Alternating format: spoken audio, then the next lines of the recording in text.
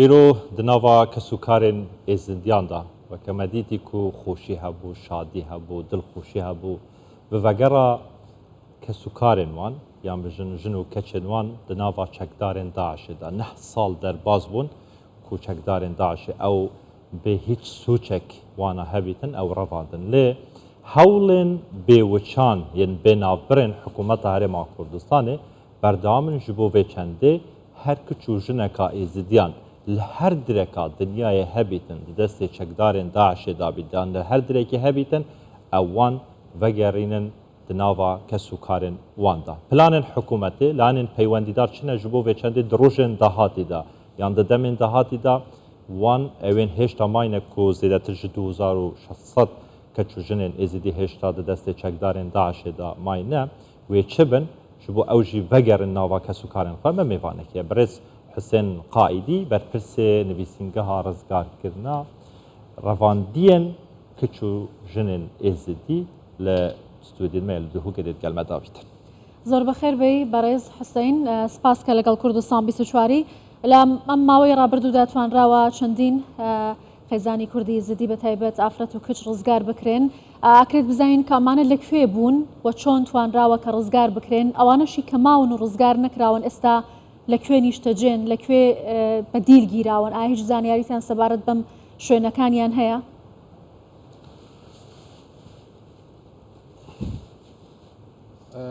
بله گلباخ هیواراتو کاک عباس و حمو تماشاوانت هجاب خیر و خوشی بید بگومان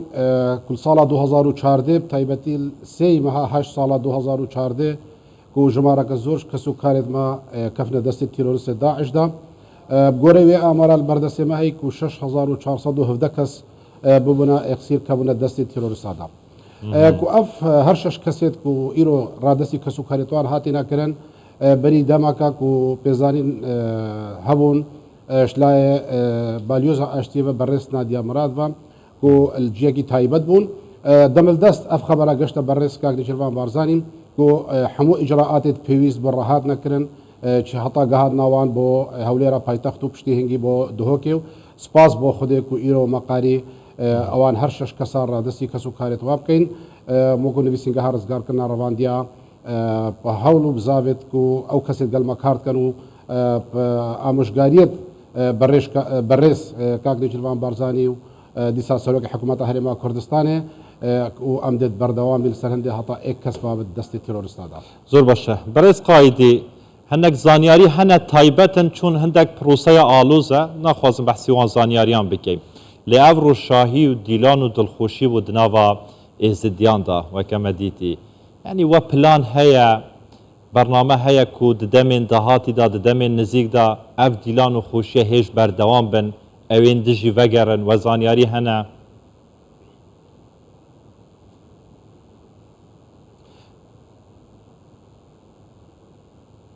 هیویدارم کو اف خوشیا ایرو چوت نافان هر شش خزانه دا بچتت نافان خزانه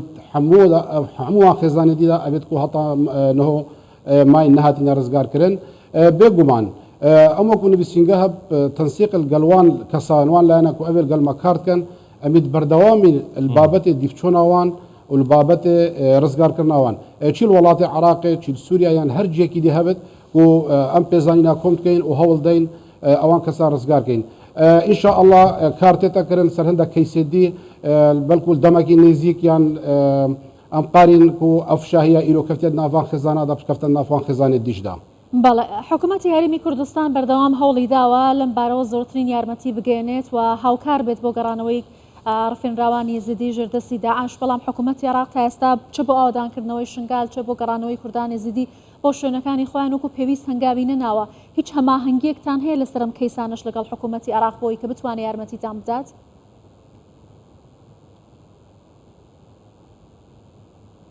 جێ داخەیە و هەتان و کەشک حکوومەتە عێراقێ بۆ بابەتێ لێگەڕیانێ و بۆ بابەتێ ڕزگارکردنی هەتان هۆش هیچ پێنگاوێک نەهاوێتە سەرڕای هەندێکی و چەندین جارە مەداخواز مؤسساتت حکوومەتە عێراقی کردی تایبەتیشک اشتراکی پەرلەمانی عێراقێ کو مەداخواز جێگیریا و هاریکاریامە بێتەکردن بۆ هەندێک و ئەم قارین ئەو کەس و کارێت ما ئەبێت دەستی تیرۆریستادا یان الوان دەڤەرە ئەو دەبێت و بەری نەهۆت بن کۆنتڕۆڵا تیرۆریستادا هەرچەندە و وعدش دابوومە و هەری کاریامە بێتەکردن بەڵێ جێداخێک و هەتان هۆشت هیچ شێوەیەکی هەری کاریامە نەکرا دیسان و ئەو کەسێت نزیک قال برئيس سروك وزيرة حكومة عراق فيدرال وقال جارا ما داخواجك يكو هاري كايرا ما بيتكرن راسيشك هطانوكا حكومة عراق هيش بينغابك نها بيت بو بابت رزقار كرنه يعني بو بابت إعادة تأهيل كرنه هر ديسان كو بريافي شاشاويا برئيس كو داخوازش حمو سازية حكومة عراق كم بين السرخته بو هندك وأفكسو كارت ما كو أبد حطانه ماين بين رزقار كرن جانكو بيزانين ما بيتين القلق جهاكو دوسيد برهاتي نفكرن شوكو عراقي شوكو سوريا الجدي بو مواديار بيكو هطانو جمارك الزور شوان كسا يتماين نهاتي نرزقار كن يجد معين دا تايبتي شك او دوسياكو ملكم باهولي فكري حتى الدوار بيتانا زانياريان شي عراق قد قال وها ما هيك نيا برز قايدي يعني هاري كارنيا استأكيد اللي في بابتي كم كو هطانو شك بو بابتي رزقار كرني حكومة عراقي يك بينغابا بتنجي نهابيتيا زور باشا او كشويز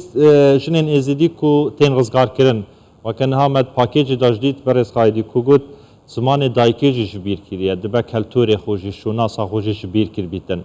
زبر وي ظلم مستمالوان هاتيه كرن يعني هولن وچنا جبو چاودري كرنا وا كشو جنين ازيدي جبو و چنده وگرنا ناوا كمالگه به تمامتی به آسایش جانا خود در باز بکن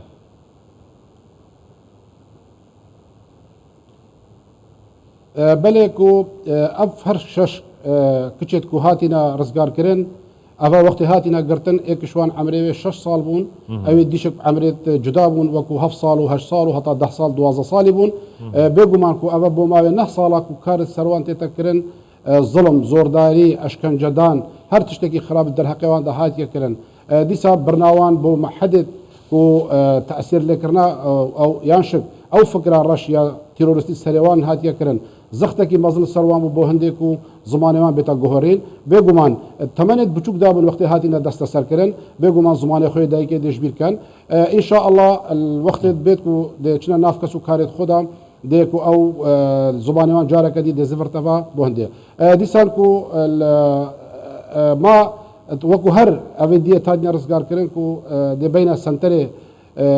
ساغلاميك سنتري كو اعاده تاهيل كرناوان ابي سرب سروكاتيا ساغلاميا فارزغها دهوكيفا بو هندكو بشكينين تايبت او برا بنا كرن داكو ديارتكو سلامتي وانش حمر رخابه زور باشا باشا برز قايدي يعني قالك جار او منظمات ورخراوين كو لهرم كردستان كار لسر كيسي ازديان ديكن او كچوك جنين ازدين هاتين رواندن دست چکدارين داعش دا او لان وكا بيوست هاريكاريا ودكن هاريكاريا كچو جنين ازدي ديكن دواره وكتا گوتي كل راهنان بي بكن وجارة كادن وگرن و ناوا جيان تايبت او قنصل خانين كو الهرم كردستان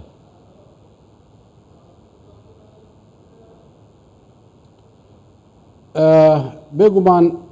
وكو من آماجه پیدایل دسپیکه کو بو بابت رزگار کرده ابتنه لبسینگها تایبت یا برز